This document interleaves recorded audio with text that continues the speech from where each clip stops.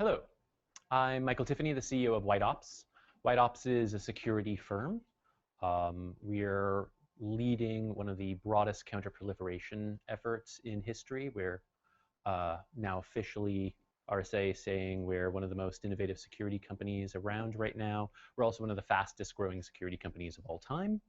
And we're here in the context of advertising and big data because we follow the bad guys here, not really because we have an advertising background.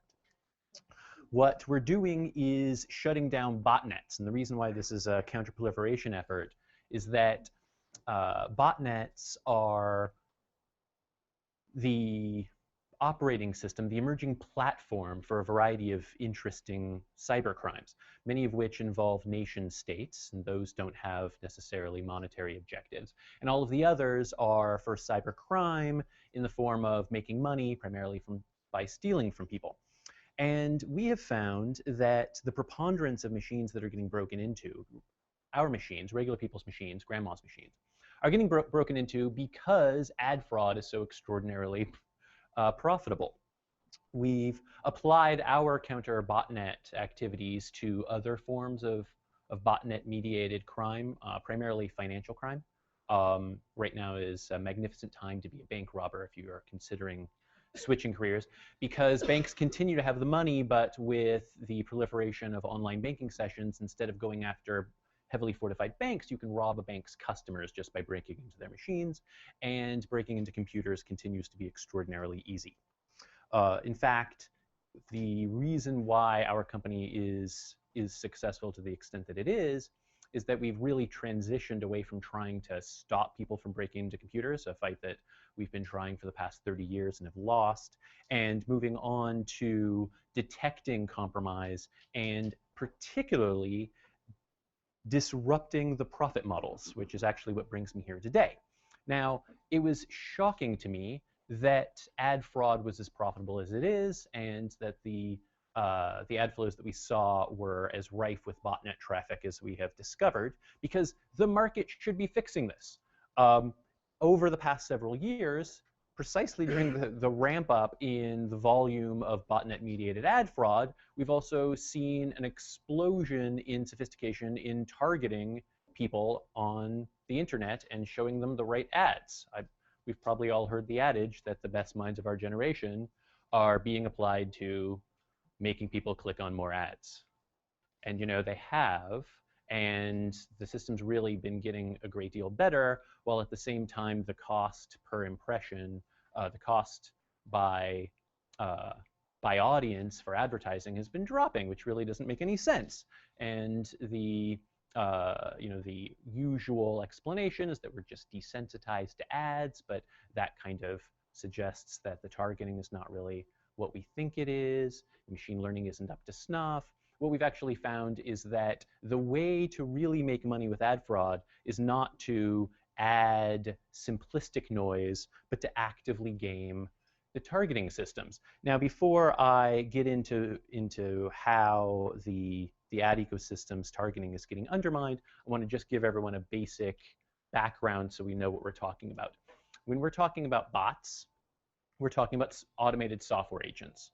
And they take a variety of forms. Some of them are benign, some of them are malicious. If you build a robot out of browser parts, then you have a bot that can browse around on the internet. And if you do it right, then these bots are complete HTML5 compliant little robots that can execute JavaScript and interact with websites in any way that is scriptable.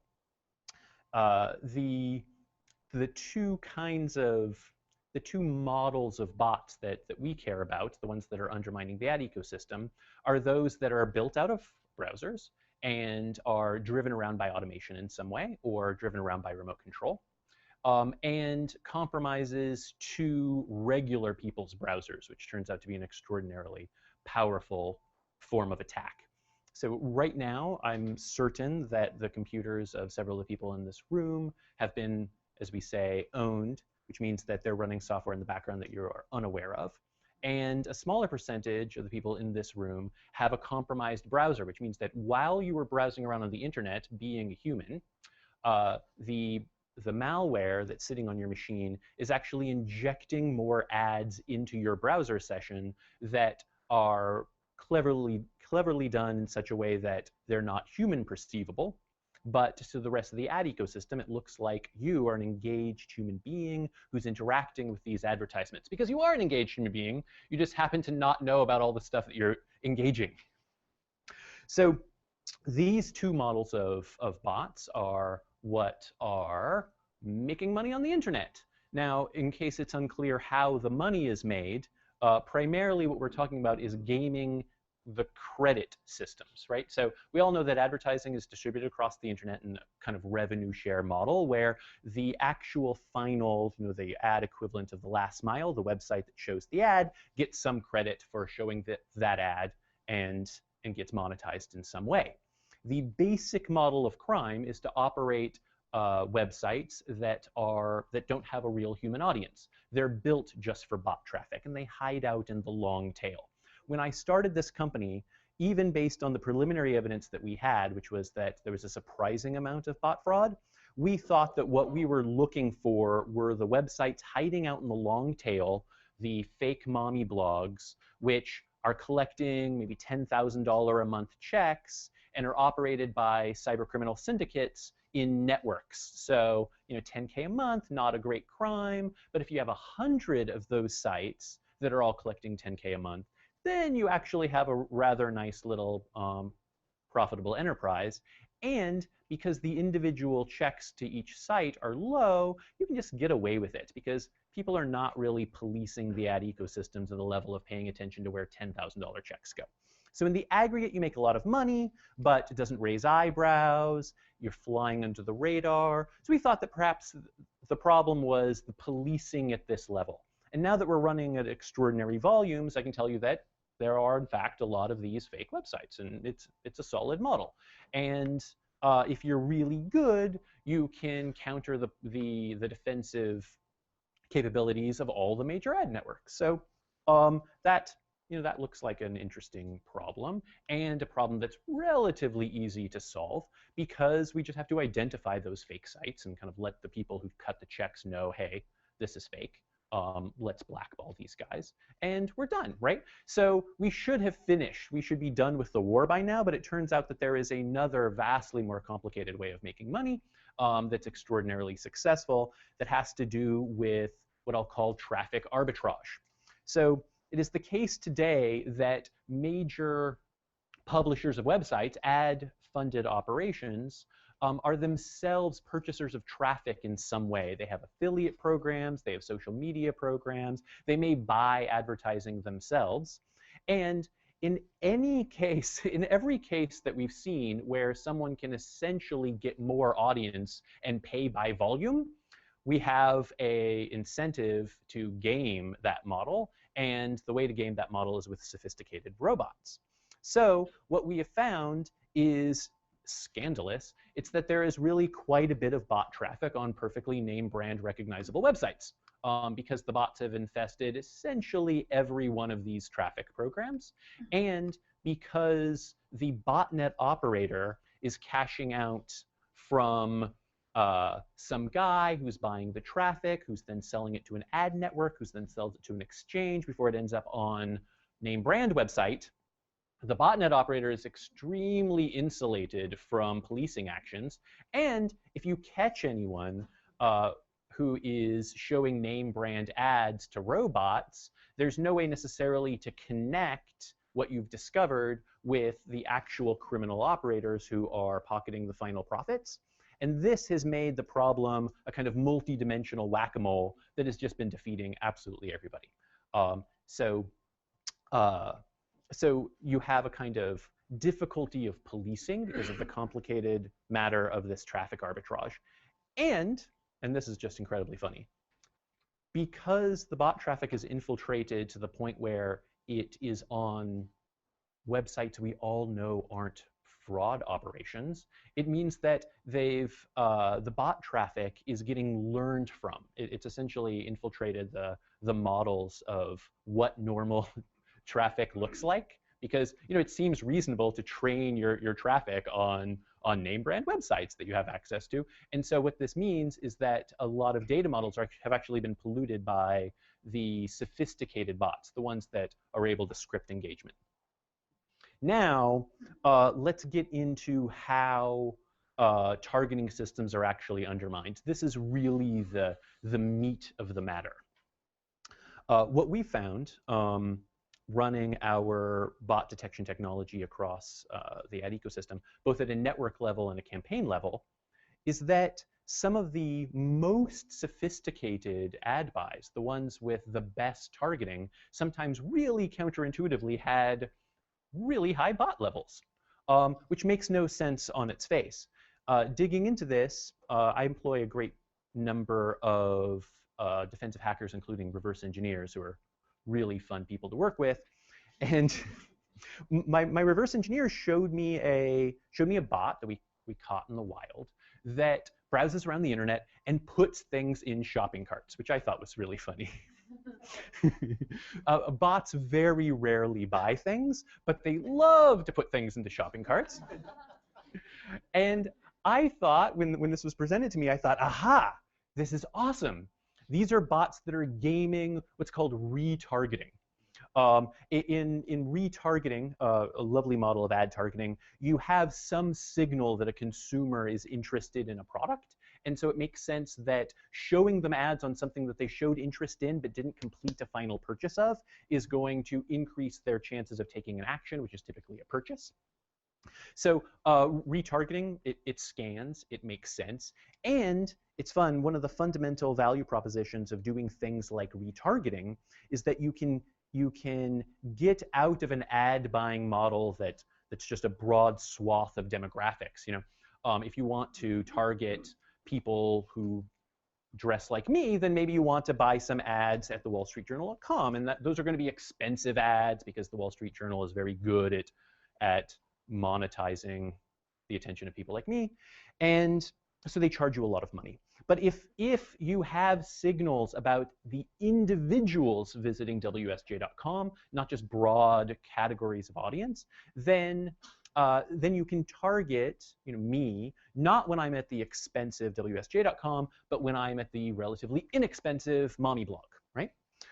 So that again scans, and what it means is that a large amount of ad spending is getting diverted from from kind of traditional endpoints, the Wall Street Journals of the world, and to the long tail, which is probably a good thing, right? Let's spread monetization out across everyone who's making compelling content. Plus, if I'm visiting the Wall Street Journal, maybe what I want to do is read, and when I'm visiting some blog, maybe what I'm thinking about is buying stuff, and so it might actually be better to hit me later. The trouble is that the bot that is on my computer has read-write access to my computer, which means that it can read out all of the cookies and all of the associated metadata with all of the web traffic that I've generated.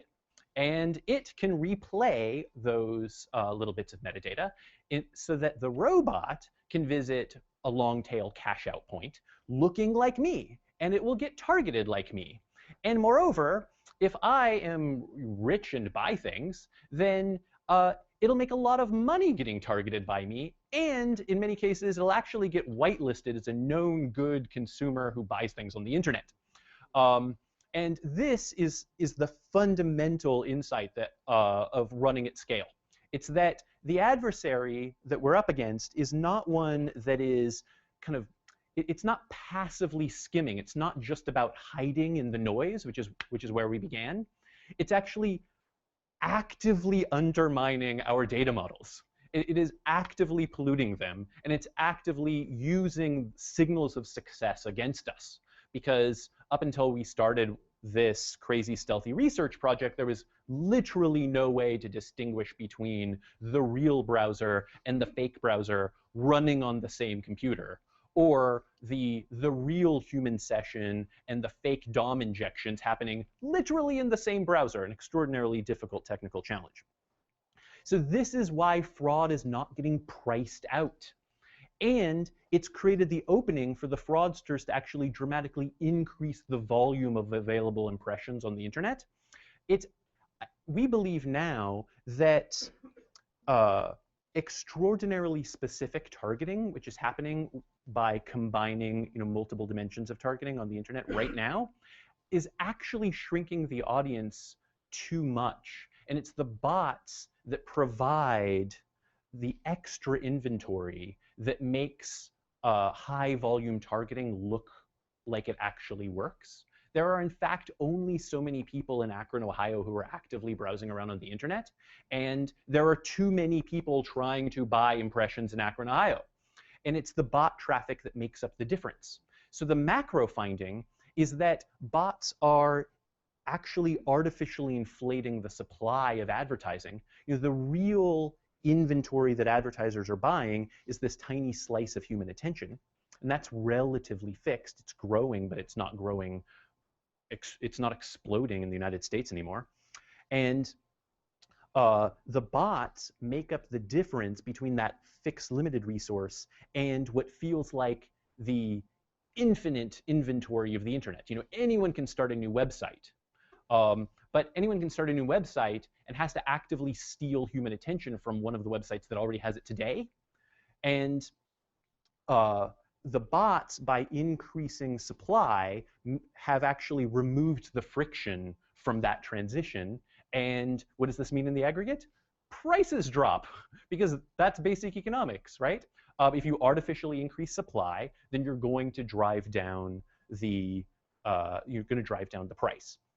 Now, just to really complicate matters, since I spoke about retargeting before I give up the mic, I have to sketch out for you some of the really fun game theory that happens when you have a large bot population that's relatively sophisticated.